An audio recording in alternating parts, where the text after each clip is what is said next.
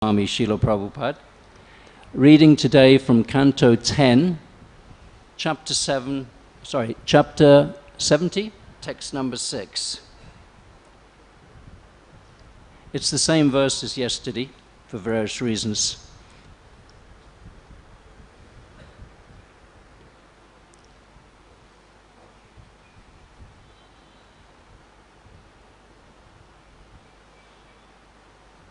Ata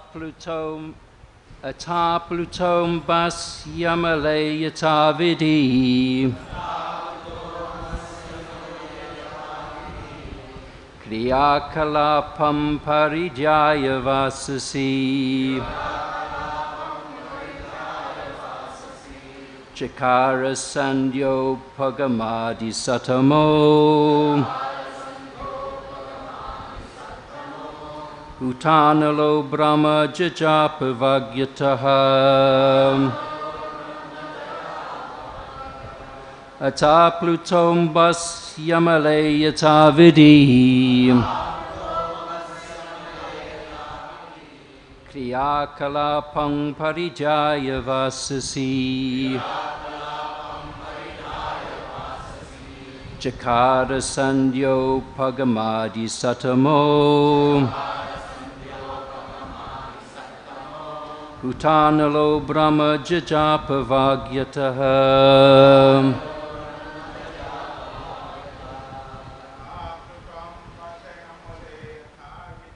Ata Plutom bas yamale yata vidi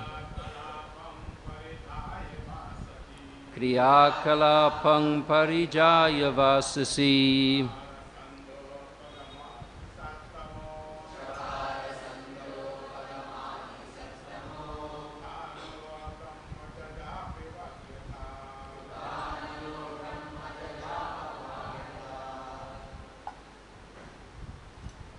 Ladies,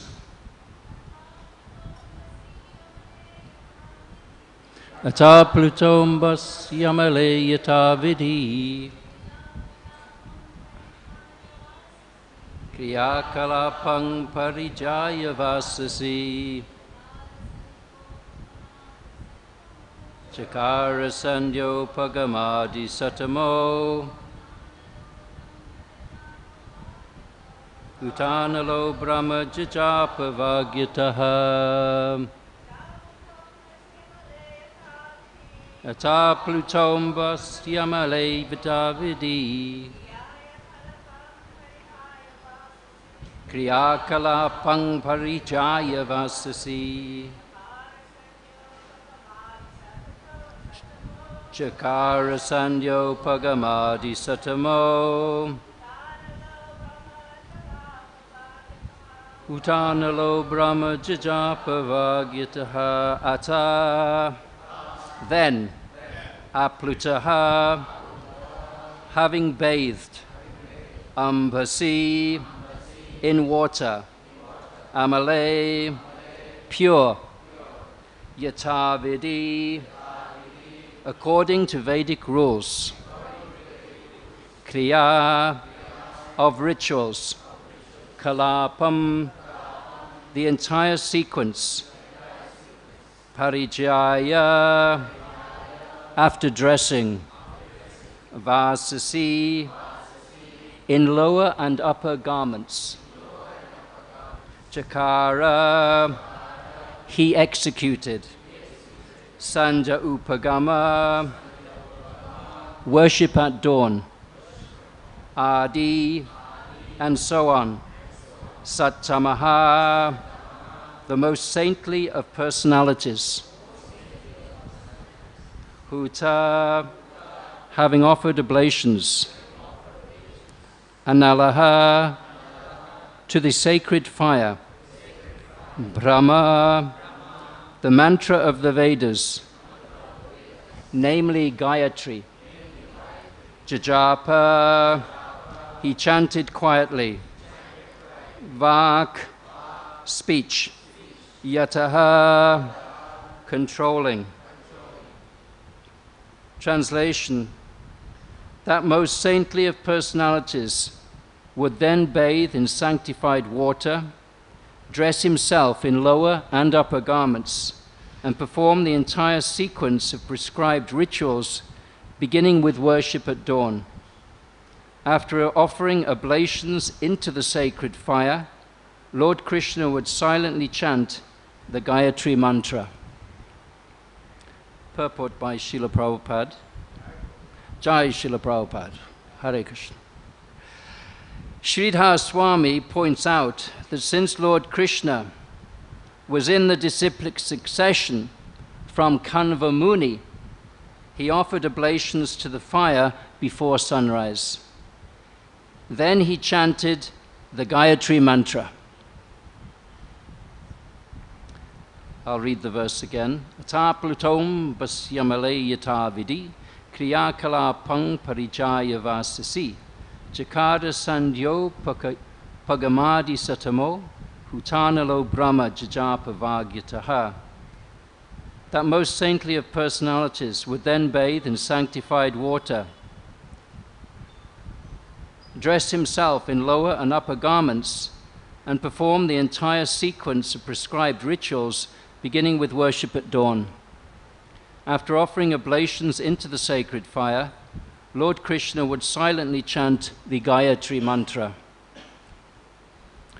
Om Jnana Timarandasya Jananjana Shalakaya Chakshuru Militang Jaina Tasmai Shri Gurave Namaha Vanchakalpatarubhyas Cha Kripa Sindhu Bhyevacha Patitanam Pavanebhyo Vaishnavebhyo Namo Namaha Jai Shri Krishna Chaitanya Prabhu Nityananda Shri Advaita Gadadhara Shri Vasudeva Gaura Bhaktivedanta Hare Krishna Krishna Krishna Hare Hare Hare Rama Rama Rama Hare Hare. It's the same verse as we studied yesterday for various reasons. In this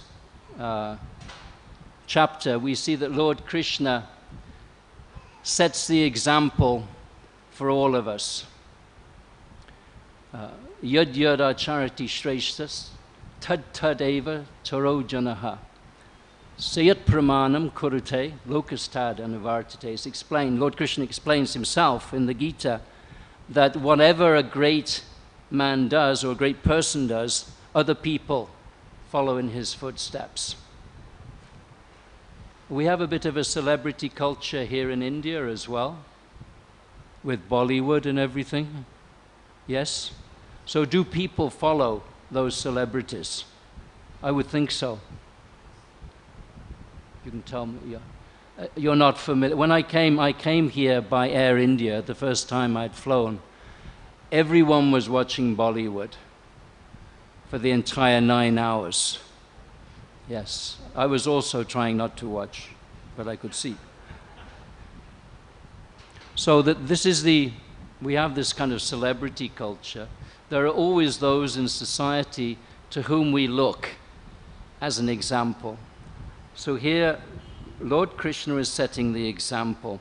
Yesterday, His Holiness Kavichandra Swami discussed, among other things, sadhana, the process of connecting to the Lord through, for example, chanting the Gayatri mantra, a very powerful process. When we come in the association of devotees, we feel some potency. It is palpable.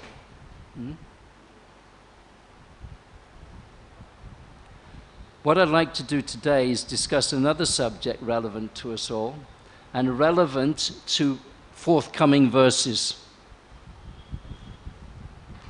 And that is how we actually develop certain virtues. Here it's mentioned that the Lord took bath. So this quality of cleanliness is extremely important. Shocham, very, very important quality. It's somewhat pertinent to my own life because back in the 1970s, when we did traveling Sankirtan, as we still do in many places, we would take a bath at 3:30 in the morning outside in the UK. it was very cold. But we would. Why? Why did we do it? Because we need to be clean. So, virtues. We need to develop those virtues. I want to raise the question of actually how we develop virtues. How do we develop good qualities? What is the process? Because partly that comes through sadhana. That's true, by chanting the Hare Krishna mantra particularly. But my own experience is that actually we develop qualities through the association we take, through some of the social activities that go on, the interactions between devotees, for example. That's how we develop. That's another way we develop good qualities. I'd like to reflect why we stay in Krishna consciousness and why sometimes some devotees become distant from the organization. Regrettably, that happens. So what is the reason for that? And often it is to do with the way we actually interact. I'd like to discuss that subject a little bit, sensitive subject, but how do we develop virtue? What is the role of having an organization in spreading Krishna consciousness, an organization such as ISKCON? There is an interesting pastime told by His Holiness Giriraj Swami in his book called Watering the Seed. It's on page 254. He tells how, very shortly before Srila Prabhupada's departure, Srila Prabhupada called him in the middle of the night and was very concerned. And Srila Prabhupada expressed his concern. He asked Giriraj Swami, how will this Hare Krishna movement go on?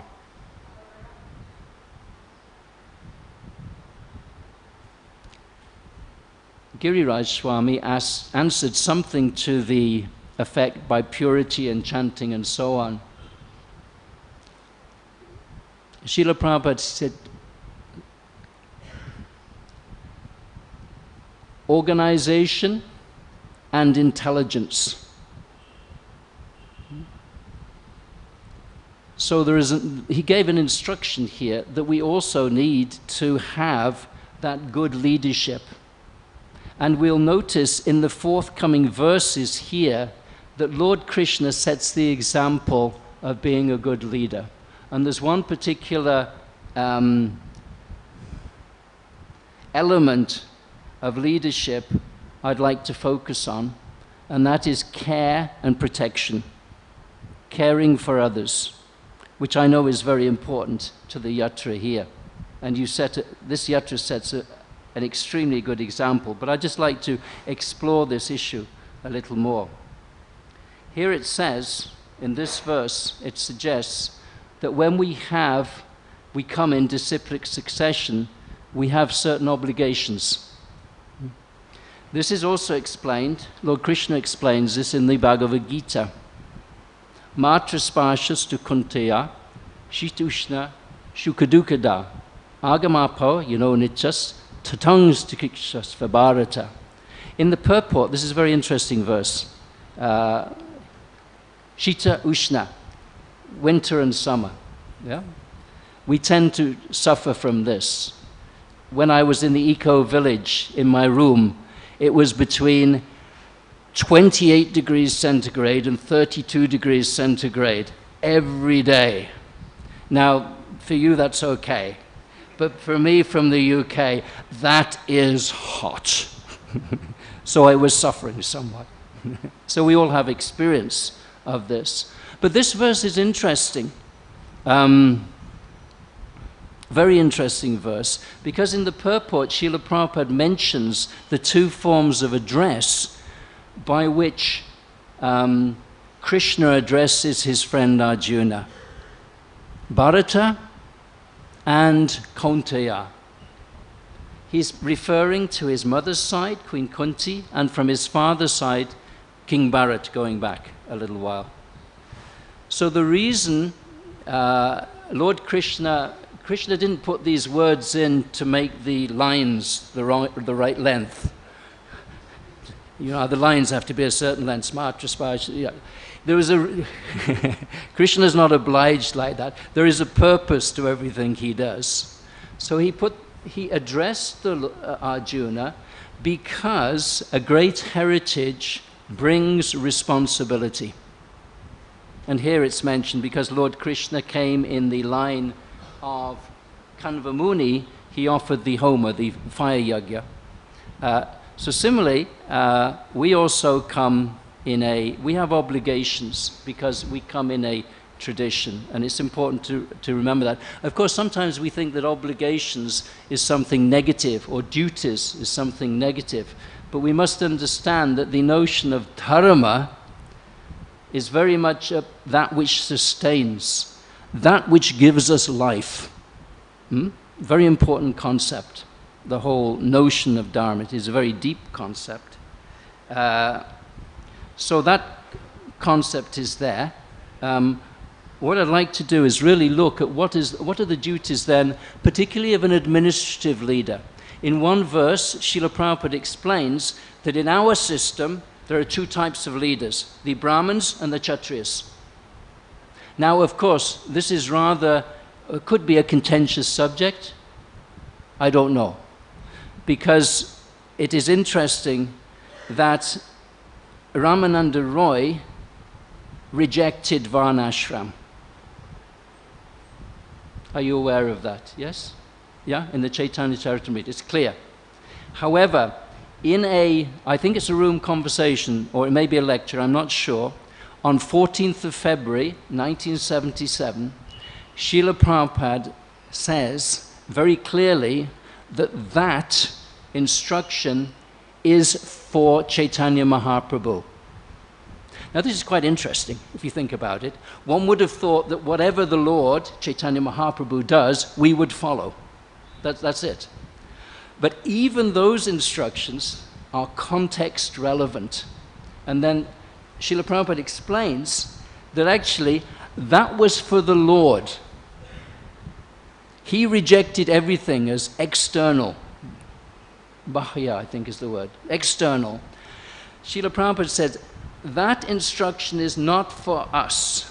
We should organize everything so nicely that people will come to Krishna consciousness. We should organize everything so nicely that everyone will come. Interesting. So I'd like to look at some of the roles of a leader, an administrative leader. Now, of course, some devotees, we may take various roles. We may take a teaching role. We may take an administrative role. I don't want to discuss whether we should separate those. That's an interesting question. But let's look at some of the duties of an administrative leader, particularly what virtues do they need to have. And I'd like to read something to actually explore this. Particularly, I want to look at that, or would like us to discuss the idea of protection and care, because it is very clearly rooted in our tradition. In the Srimad Bhagavatam, Canto 1, Chapter 8, verse number 5. I'll read the verse, but I'll then read the purport. The clever Duryodhana. Actually, the whole Bhagavad Gita is about virtues. Right from verse 1. Dharmakshetra Kurukshetra Samaveta Yuyotsavaha Mamakash Pandavakchaiva Kimakurvata Sundaya. That question sets the scene. That question was posed to Sanjaya by Dhritarashtra. Yeah? Srila Prabhupada, very interesting purport there. Srila Prabhupada is saying, he asks, what did my sons do? Kimakurvata Sanjaya. It's quite often, we need to do a bit of empathic listening here. What's going on for Dhritarashtra? Because we can understand if the armies gathered on Kurukshetra, they're not there for a kirtan or for some other function. It is clear they're there to fight. So why did Dhritarashtra ask this question? What was really going on for him? And in the purport, those of you who have done empathic listening should read this. What was going on for him? He was worried. Dharmakshetra, Kurukshetra. Kurukshetra is a holy place from time immemorial. He was worried, maybe because it's a place of pilgrimage, there are good vibrations there. This will actually sway the battle in terms of the Pandavas as opposed to his sons. So right in the beginning, there is a contrast between those of divine mentality and those who are called demoniac. Okay, very interesting. We should be very careful, by the way, to label people demons if they're not devotees.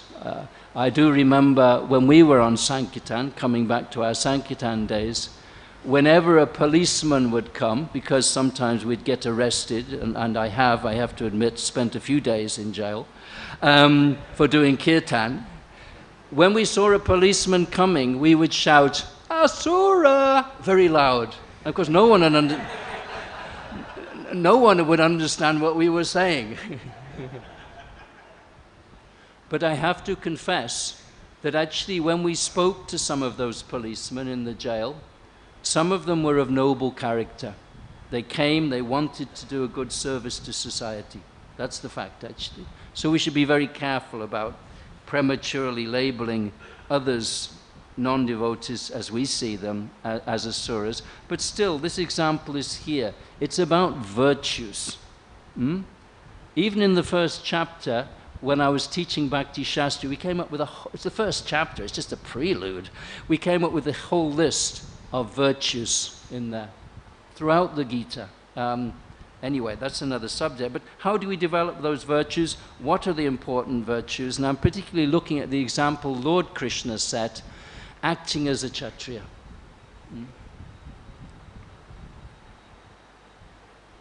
The clever Duryodhana and his party cunningly usurped the kingdom of Yudhisthira, who had no enemy.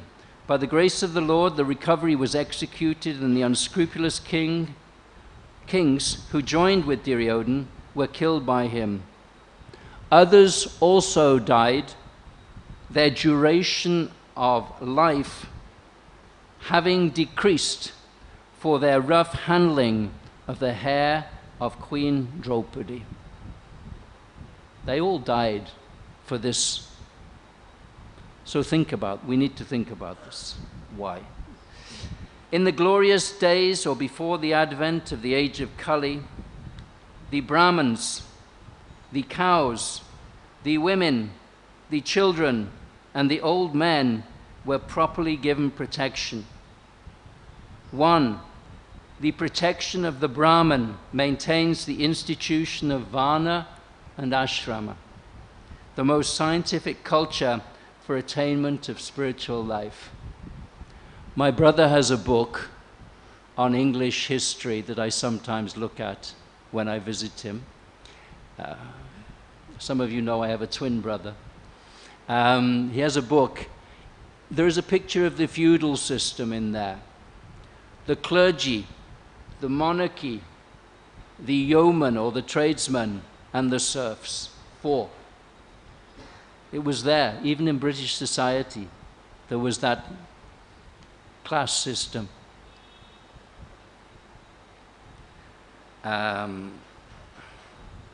So the Brahmins are necessary to maintain the institution of Varna and Ashram. Of course, those who are in society today are somewhat respected. There's still some respect for learning, but there is no real knowledge. Actually, it's interesting. Knowledge, do you have Who Wants to Be a Millionaire here? You do? You only get 1 million rupees? That's not very much. Do you have game shows? No, it's a game show. Some of you are looking. It's a game show. By answering questions, you can win £1 million. So knowledge has become a commodity. You buy it, you sell it. It's seen as you trade in knowledge. I think in India also education has become a bit of a business. Sometimes you can make money by opening schools. Am I right? Hare Krishna does? Yes. The Brahmins must be protected. The protection of cows maintains the most miraculous form of food, milk, for maintaining the finer tissues of the brain, for understanding the higher goals of life. So Srila Prabhupada is saying milk is an important food. If you want to become intelligent, drink milk. Of course, we could include all animals here also. By the way, these 5 are, Srila Prabhupada mentions, the way of testing whether any society is ethical, whether it's moral. Look at these 5. The protection of women maintains the chastity of society, by which we can get a good generation for peace, tranquility, and progress in life. Of course, this is a big issue in India at the moment, the protection of women. Yeah, for one reason or another. Of course, it's going on everywhere, this abuse, but even in Bharatvash, it's a challenge.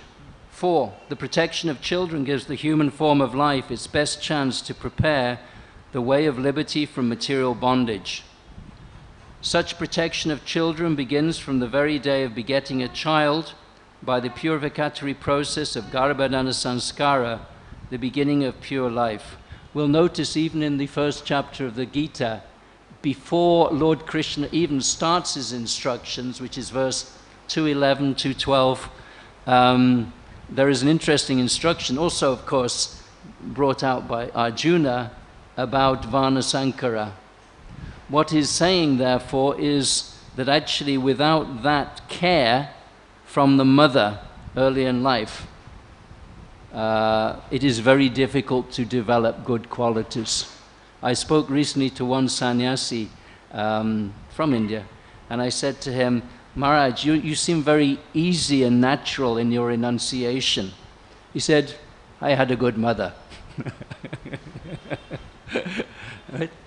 Very important to actually have that, because if one has a good mother, one becomes emotionally stable. One receives that love and affection early in life. It is interesting, there is one academic from America, Professor Nell Noddings. She's actually written on what's called caring ethics. There's a whole branch of ethics called caring ethics. And she's identified the development of morality and qualities as beginning with the mother and the child, that relationship. And she even talks about, you see, sometimes we have to be aware that the non-devotees will sometimes get things right, and we have to spot. Of course, we're not the only ones. We don't have a monopoly on knowledge. We may be very privileged with having a very esteemed source of knowledge, but Srila Prabhupada mentions knowledge is knowledge. It's a bit like gold. If someone gives you gold, you don't ask, is this Muslim gold or Hindu gold? It's gold, you take it. Yeah? So knowledge is knowledge. It's esteemed wherever it comes from. So also she's developing this theory, and also she's actually mentioned that in education, that relationship between the teacher and the disciple is key to learning. That is very much in our tradition as well. That close, intimate relationship, by the way. We're very close. So children, and of course for us, the children are our future. So we have to consider this. They will be the ones taking Krishna consciousness forward. I'll read on. The protection of old men gives them the chance to prepare themselves for a better life after death. Also, it's interesting to note that actually Chanika Pandit notes that actually Dharma rests ultimately on veneration of the elders, in his opinion. That veneration of the elders in a society is the basis for dharma. So therefore the elderly should be respected. Before the battle of Kurukshetra, you may know the story, but Arjuna took one arrow and his bow and he fired it, and it landed in the dust, in the ground, just at the feet of Bhishma. Bhishma Dev fired an arrow that clipped Arjuna's helmet. Blessings. This is how the Kshatriyas do it. They have slightly different mode than the Brahmins. Blessing. After the battle, Bhishma revealed to Arjuna, if you hadn't have done that, I would have defeated you. But because you did that, I allowed you to win. See the importance of blessings, actually. It is not all by endeavor. We have to get blessings. Extremely important. By the good wishes of our spiritual master, all our desires will be fulfilled. So, very important principle. Elders also. In Kali Yuga, regrettably, these 5 sections of society are not taken care of. And it is natural that the, let me go through this, that people take shelter of the Brahmins, or and the Brahmins take shelter of others. The cows take protection, or the animals take protection of human beings. The women may take shelter of men, and men also, we know when we're married, we also have the shelter of a wife, a good wife. The children take shelter of the womb of the mother, and the elderly take protection of others naturally. And that is betrayed. If you can study, we haven't got time to go through it now, but in all those instances, that trust is broken. And therefore people lose their faith, their shraddha, in all forms of authority. And ultimately they lose their faith in God, in Krishna, in Lord Krishna, because the authority of the Lord is always mediated. It comes through others. It comes through the Guru, it comes through our mother, it comes through our father, it comes through our elders. Very important principle here. We're running a little short of time. I'd like to take some questions.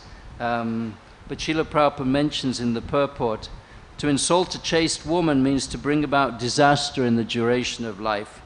Dushashan, a brother of Duryodhana, insulted Draupadi, an ideal chaste lady, and therefore all the miscreants died untimely. I mean, a lot of people died in Kurukshetra. There were a lot. Not many were left. These are some of the stringent laws of the Lord mentioned above.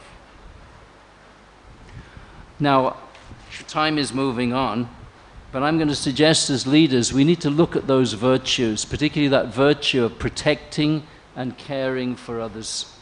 And I'd like to read, just to finish, one section which is I very much like personally, from the Bhagavatam. This is the 14th chapter of the first canto, where Lord Krishna, Arjuna returns from Dwarka. And Yudhishthira Maharaj has been seeing all these inauspicious omens, and he's fearful of what it will mean. And as he's thinking like that, Arjuna returns. And it's interesting, the questions that he asks Arjuna, because Arjuna looks drawn and pale. So Yudhishthira is naturally concerned. But listen to the questions he asks, because the questions he asks gives us an idea of the mentality of those who are an administrative leader. That nobility. Let me read some of those verses if I can.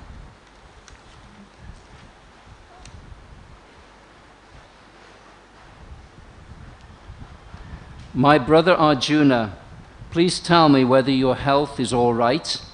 You appear to have lost your bodily luster. Is this due to others disrespecting or neglecting you because of your long stay in Dwarka? Has someone addressed you with unfriendly words or threatened you? Could you not give charity to one who asked?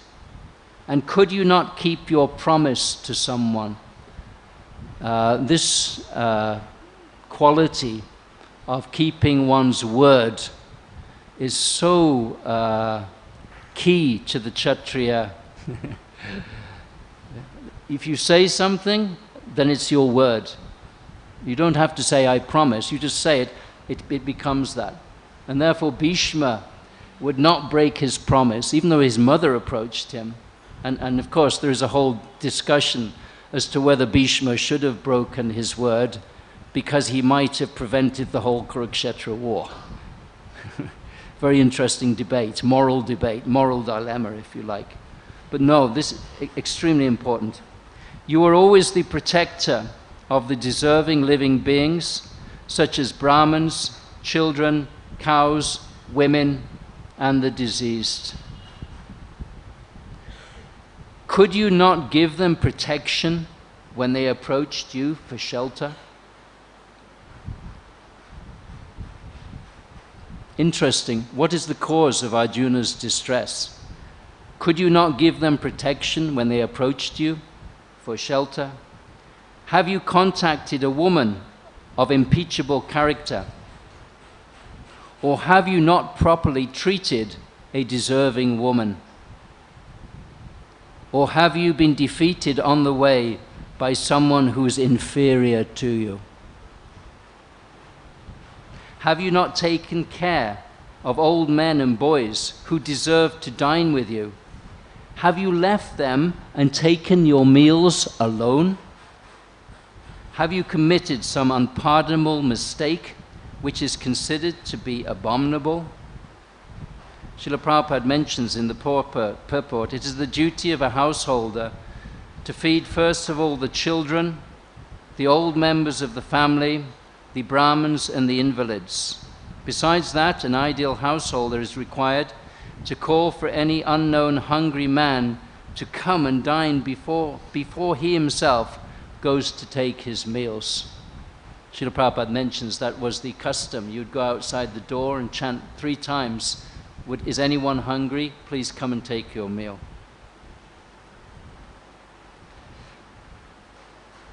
The neglect of this prescribed duty of a householder, especially in the matter of the old men and children, is unpardonable. And of course, Yudhisthira finishes, or is it that you are feeling empty for all time because you might have lost your most intimate friend, Lord Krishna? O my brother Arjuna, I can think of no other reason for your becoming so dejected. These are just some thoughts on the need to care for others, particularly if we have a position of responsibility. The question I'd like to ask of all of you, you don't have to answer it now, but when King Rantidev was approached, I think by 4 groups of people altogether, am I right? He'd been fasting for 48 days. My question to you is, why didn't he tell them, just chant Hare Krishna? I'll leave it there. Thank you. Srila Prabhupada Ki Jai. Questions or comments, please?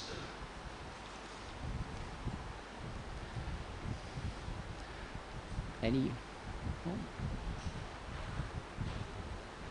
Prabhu, yes.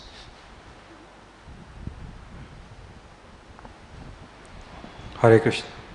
Thank you, Prabhu. You shared many interesting thoughts. I wanted to ask that, can you define care? What is care? Because it varies so much even within the society of devotees. Is it about taking care of spiritual needs? Is it about physical? It's very contextual. So you spoke about care. Okay. That's an interesting question, because the word care has many meanings. And if you look up in the dictionary, there are 4 main meanings to care. I can't get into all the details now. but there is the idea of affection, is one of the meanings. It is a virtue. We have a caring attitude. So for Vaishnavas, that is embedded in such virtues as compassion, kindness, friendliness to everyone, and so on. It is also associated with responsibility. In his care. She was in his care. So there is a connotation of responsibility. I think the question, though, you're probably alluding to is to what degree does care extend to the material body as well as to the self within that. And if you look at these verses, you'll see that in our tradition there is also a need to care for the body, for the mind, and so on. So we should not neglect for our own welfare, actually. It is not that by neglecting our needs we become spiritually advanced. We have some needs. They can be met. We may have to give up our anarthas or our desires or our wants. But we have needs. They should be met. That's okay. And actually, Srila Bhaktivedanta Thakur goes into greater detail about the relationship between meeting our various material needs in terms of also spiritual help.